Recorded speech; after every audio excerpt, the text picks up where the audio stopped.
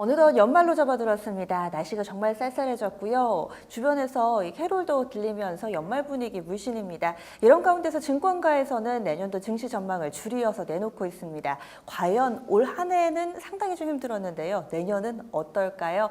기대와 두려움을 안고 이 시간 준비해봤습니다. 토마토 인터뷰 소통, 오늘은 코리아 PDS의 김준원 이사 모시고 자세한 이야기 나눕니다. 안녕하세요. 예, 안녕하십니까? 네.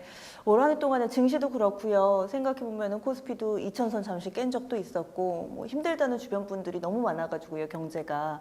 내년도 경제는 좀 어떨까요? 예, 그렇습니다. 말씀하신 것처럼 올 이제 글로벌 경제, 올해 글로벌 경제를 관통하는 키워드 중에 하나는 R의 공포였죠. R이라는 것은 이제 리세션, 경기 침체 아니겠습니까? 그러니까 우리가 저도 참 개인적으로 궁금합니다. 이 경제 역사학자들이 2019년 한 해를 어떻게 요약할 거냐, 어떻게 기록할 거냐. 근데 제 생각에는 이 글로벌 경기 부진의 지속인데 하나 더 붙이면 이 저금리 또는 저물가 속의 글로벌 경기 침체라고 평가할 수 있을 것 같습니다. 그러면 내년은 어떻게 될 거냐? 내년도 글로벌 금융시장을 살펴보려면 무엇보다 이제 글로벌 경기가 어떨 거냐를 봐야겠죠. 그러려면 아무래도 내년도 미국 경제가 어떨 거냐를 짚어봐야 될 겁니다.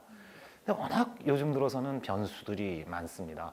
그래서 이제 우리가 얘기를 진행할 때 뭔가 이제 전제를 좀 해야 될 것 같습니다. 내년도 이 글로벌 경제, 미국 경제를 얘기할 때 이 미중 무역 갈등이 최소한 확산되지는 않을 거다라는 걸 전제로 하고 말씀을 제가 드려보겠습니다. 자, 그러면 미국 경제를 크게 우리가 금융 부분하고 실물 부분으로 대별할 수 있는데, 미국 금융 부분은 올 이 3분기 들어서부터 굉장히 급속도로 안정화되고 있습니다. 우리가 금융시장 하면 이제 대표적인 게 주식시장, 뭐 채권시장, 외환시장 이렇게 꼽습니다. 근데 3분기가 들어서 미국 주식시장은 이 스탠다드 앤 푸어스 500 지수가 8차례나 이 고점을 찍었죠. 네, 그럴 정도로 지금 견조한 흐름이다라고 할 수 있고, 채권 시장의 대표적인 지표 중에 하나는 아무래도 이제 장기 금리하고 단기 금리의 차이입니다. 잘 아시다시피 이 수익률 곡선으로 이제 표현되는 게 역전이 되면 애널리스트들이 많이 걱정을 하는데, 미국에서 그런 현상이 나타났습니다. 3분기 때. 근데 그게 해소됐어요. 그러니까 그것도 이제 채권 시장이 정상화되고 있다라는 시그널이라고 볼 수 있고, 외환 시장에서는 미국이 달러 인덱스의 변동성, 그게 좀 줄어드는 징후를 보이고 있어요. 그러니까 전반적으로 미국의 금융시장은 다 안정 기조로 가고 있다. 그리고 내년에도 그 기조가 이어질 거라고 보고 있습니다. 이 요약을 한다면 미중 무역 분쟁이 악화되지 않고 내년도에 미국 중앙은행이 금리를 인상시키지 않는다면 미국 경제는 뭐 견조하게 갈 것 같습니다. 그러니까 그에 따라서 이제 글로벌 경기 전망도 그렇게 부정적이지는 않을 것 같고요. 뭐 여러 가지 리스크가 상존하는 건 사실이지만은 글로벌 금융시장도 내년에 뭐 그렇게 나쁘진 않을 거다라고 제가 조심스럽게 전망하고 싶습니다. 네. 올해 생각을 해보면 미국 쪽에서 금리도 인하했었고요. 그리고 트럼프 미국 대통령이 전 세계를 상대로 한 무역 전쟁을 펼쳐서 이 부분도 상당한 화두였는데, 그러면 내년에는 글로벌 경제의 화두는 어떤 게 될까요? 아무래도 이제 이 미중 무역 갈등이 대표적인 그 이슈 화두가 될 겁니다. 근데 그렇지만 내년 11월 3일이 미국 대통령 대선일입니다. 네. 그러니까 아무리 이 예측하기 힘든 트럼프 대통령이지만 대선을 앞두고는 그렇게 이제 과도한 예측 불가능한 그런 정책을 피지는 않지 않겠나. 그래서 미중 무역 갈등이 더 이상 확산되지는 않을 거다라고 보는 대부분 전문가들의 이제 그 기본 논리가 대선에 맞춰 있습니다. 그러니까 내년도 이 글로벌 금융시장의 가장 큰 화두는 역시 이제 미중 무역 갈등이라고 할 수 있고요. 근데 우리가 이제 이렇게 생각해 볼 수 있습니다. 이 내년 1월 달에 에이펙 회의가 예정돼 있고, 거기서 이제 미국하고 중국 두 정상이 만나는데 그때 1단계 협의에 조인을 할 거냐, 사인을 할 거냐. 사인을 만약 한다면 내년 상반기 내로 무역 전쟁이 좀 진정 국면으로 가겠죠. 그건 굉장히 이제 바람직한 시나리오라고 할 수 있고요. 그리고 두 번째는 에이펙 정상회담에서 두 정상이 만나지만 조인까지는 안 가고 이 작년 올해 2019년처럼 계속해서 이 긴장과 대화 그게 이제 지지부진하게 반복되는 상황. 그것도 우리가 한번 그려볼 수 있고 마지막으로 최악의 상황은 에이펙 정상회담에서 두 정상이 등을 돌립니다. 그러니까 미국에서 관세를 올리고 중국에서는 약속했던 농산물 구매를 안 사고 또 관세 보복하겠죠. 무역 전쟁이 확산되는 그런 세 가지 시나리오를 생각할 수 있는데 역시 이제 아까 말씀드린 것처럼 미국 대선을 감안하면 두 번째 시나리오 정도가 가장 발생 가능성이 높지 않겠나 저는 그렇게 보고 있습니다. 이게 곧 닥칠 겁니다. 여러분들 잘 아시다시피 미국 대선이 이제 본격적으로 시작되는 게 2월 초입니다. 2월 초에 아이오와 주의 코커스라는 걸 시작으로 해서 이제 윤곽이 드러나거든요. 그러니까 아마 내년도 화두를 우리가 볼 때 내년 초에 여러 가지 윤곽들이 좀 드러나지 않을까. 또 다른 측면에서는 1월 말까지 영국이 브렉시트 하는 게 또 결정이 날 겁니다. 그리고 최근에 지금 격화되고 있는 홍콩 사태가 또 어떤 방향으로 갈지 뭐 그런 것들을 우리가 꼽아볼 수 있는데 내년 초에 1월, 2월 그때 이제 윤곽이 드러나지 않겠나 싶습니다.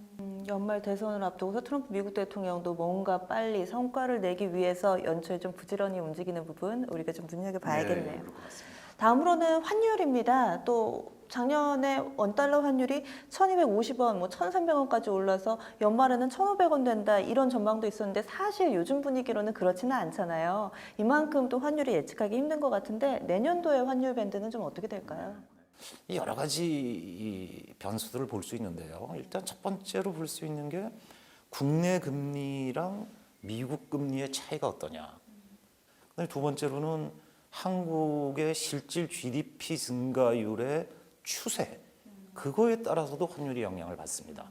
근데 그 추세가 지금 떨어지고 있지 않습니까? 생산성도 많이 저조해지고 그것도 이제 원화 약세를 점칠 수 있는 그런 요인이고 그럼 원화가 강해지는 어떤 요인은 뭘 거냐? 그거는요 우리가 현실적으로 보면 중국의 위안화가 강해지면 원화도 강해져요. 그렇죠. 네, 그러니까 그걸 이제 전문용어로 동조 현상 그러지 않습니까?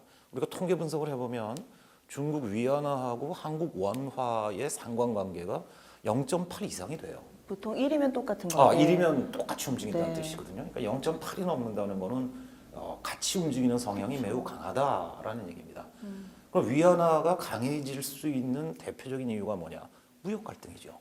미국하고 중국의 무역 갈등이 진정 국면으로 돌아설수록 달러는 약해지고 중국 위안화는 강해집니다. 그에 따라서 우리 원화도 강해질 수 있죠.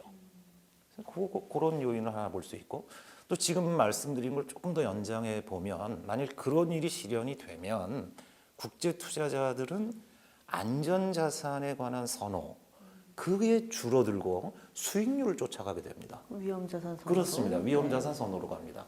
그렇게 된다면 또 원화가 강해지겠죠. 근데 제가 이제 이 5가지 요인을 말씀드렸는데 이걸 다 종합해서 보면 내년에도 역시 원화 이 환율의 기조는 저 달러가 강한 쪽, 원화의 약세.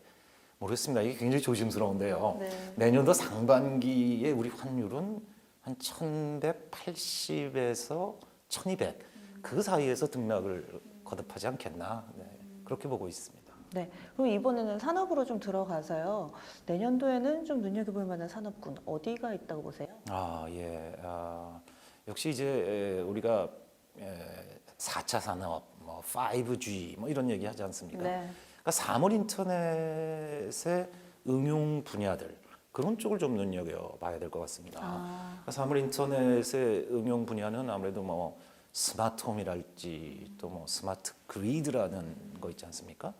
그리고 또 요즘은 뭐 이 통신망하고 연결된 자동차, 커넥티드 카, 뭐 이런 분야들 또는 이 아무래도 이제 전 세계적으로 노령화가 진전되고 있으니까 건강 관련 분야들이 각광을 받을 것 같습니다. 헬스케어나 원격 진료나 그렇습니다. 뭐 이런. 그렇습니다. 네. 예, 바이오 헬스 쪽. 네. 또 이제 뭐 가전 제품도 건강 가전 뭐 이런 게 있지 않습니까? 네네. 그런 거.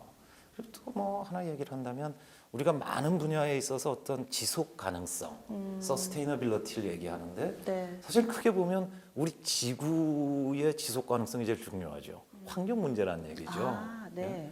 그래서 이제 특히 자동차 분야로 가면 내연기관 생산은 더 이상 않겠다라고 많은 자동차 메이커들이 얘기하지 않습니까? 네. 그러니까 전기차가 아무래도 각광을 많이 받을 겁니다. 알겠습니다. 오늘 자세한 말씀 고맙습니다. 네, 예, 감사합니다. 네, 어떠세요? 내년 기대되지 않으세요? 지금까지 토마토 인터뷰 소통에서는 내년도 전반적인 글로벌 증시 밑그림 그려봤습니다. 지금까지 토마토 인터뷰 소통 코리아 PDS의 김준원 이사와 함께했습니다.